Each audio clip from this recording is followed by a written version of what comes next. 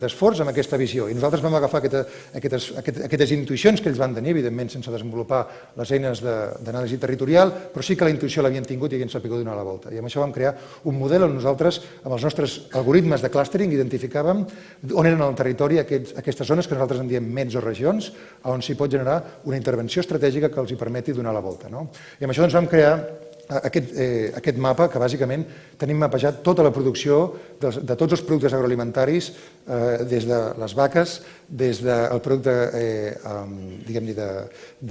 làctics, fruites, verdures, peix, marisc, etc.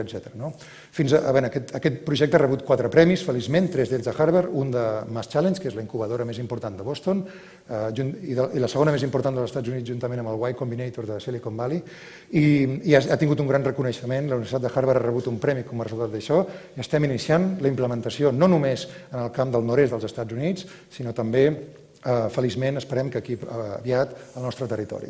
I el que veiem quan aplicàvem els nostres algoritmes i els nostres models d'intel·ligència artificial, i quan vam parlar amb els pagesos, vam veure l'entusiasme que ells tenien, perquè ells van dir, encara que vingueu del món acadèmic, esteu parlant dels problemes que nosaltres patim cada dia.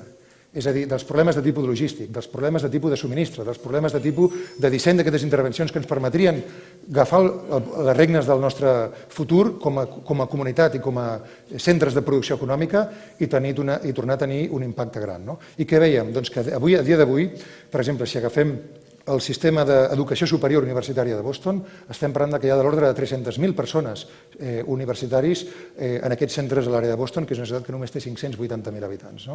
És del tamany de Saragossa, per entendre's. L'àrea metropolitana és del tamany de Barcelona, més o menys.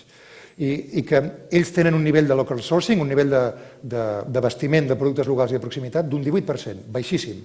Com a resultat, hi ha molt pocs llocs on es pugui menjar bé sense haver de pagar molts diners. Tot i que sigui una regió molt rica, és difícil i genera dificultats. I amb aquesta visió, que veieu que inclús amb l'element estètic que vam dissenyar era una barreja entre les antigues catedrals del vi de la zona de Tarragona, una mica Lleida, Barcelona, amb les granges de Nova Anglaterra, una visió una mica futurística, i els pagesos van ser totalment entusiastes amb aquesta visió. A més, quan va veure que l'element financer ajudava i recolzava i que en 3 o 4 anys podien recuperar la inversió, vam establir un sistema que era l'equivalent de com opera, per exemple, un sistema d'irrigació de canal, en el qual els pagesos paguen una tassa petita, anual, per exemple, però en canvi el benefici que reben estratègicament en quant a com es dispara la quantitat i la qualitat de la producció és immens. I amb el nostre model nosaltres creiem que es pot triplicar des del 18 fins al 55 o potser inclús al 60% el nivell de local sourcing a la zona de Boston en els propers anys.